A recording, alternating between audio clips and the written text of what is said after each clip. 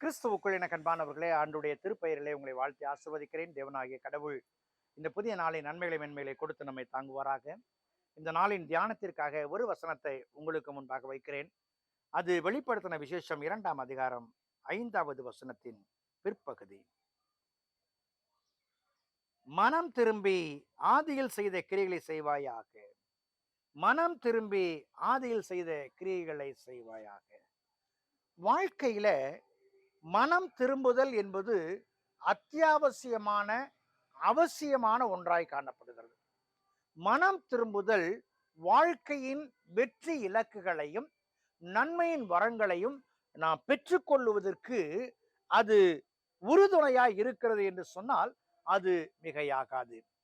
யோவான் ஸ்நாபகன் தன் ஊழியத்தை ஆரம்பிக்கும் பொழுது அவன் சொல்லுகிற வார்த்தை, அவனுடைய பிரசங்கமும் கூட மனம் திரும்புங்கள்.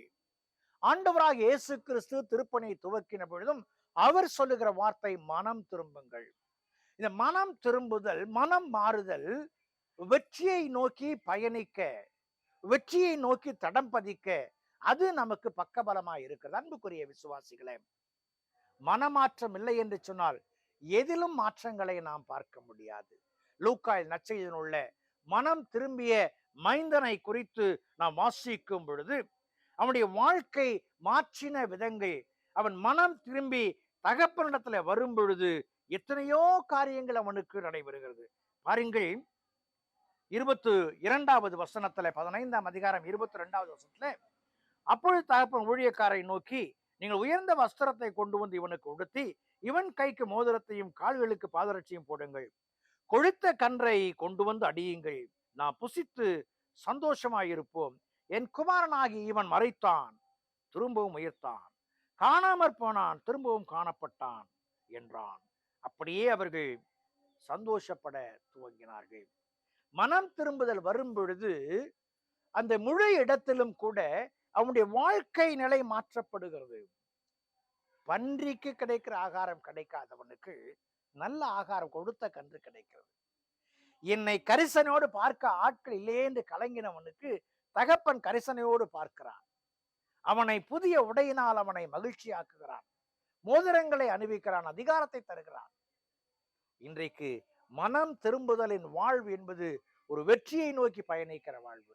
அன்புக்குரிய விசுவாசிகளே, எபேசு சபைக்கு ஆண்டவர் சொல்லும் பொழுது மனம் திரும்பி என்கிற வார்த்தையை ஆண்டவர் பயன்படுத்துகிறார். மனம் திரும்பி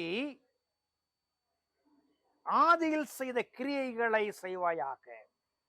ஆதியில் செய்த கிரியைகளை எப்பொழுது ஆண்டவரை ஏற்றுக்கொண்டானோ அப்படி என்ன செயல்பாடு இருந்ததோ அவற்றை செய்யும் பொழுது ஒரு வெற்றியான வாழ்க்கை தருவதாக ஆண்டவர் வாக்களிக்கிறார். இறைவனுடைய வாக்குத்தை நம்ம அடியெடுத்து வைப்போம், வெற்றியிலே நிறைவுகளை காண்போம். கடவுள் நம்மை ஆசீர்வதிப்பார். ஜெபம் செய்வோம். மகா பரிசுத்தமும் கிருபையும் நிறைந்த எங்கள் அன்பின் ஆண்டவரே, மனம் திரும்புதலின் பாக்கியத்தை எங்களுக்கு தாரும். மனம் திரும்பி உம்முடைய பிள்ளைகளாக நடைபோட உம்முடைய நாமத்தை மகிமைப்படுத்த நீர் எங்களுக்கு வராட்டும் சாமி. எபேசு சபைக்கு என்று சொல்லி நாங்கள் விட்டு விடாதபடிக்கு இது எங்களுக்கு சொல்லப்பட்ட வார்த்தையை ஏற்றுக்கொள்ள உதவி செய்யும். தொடர்ந்து பேசும். இயேசுவின் ஜெபிக்கிறோம், ஜெபக்குள்ள பிதாவே, ஆமேன்.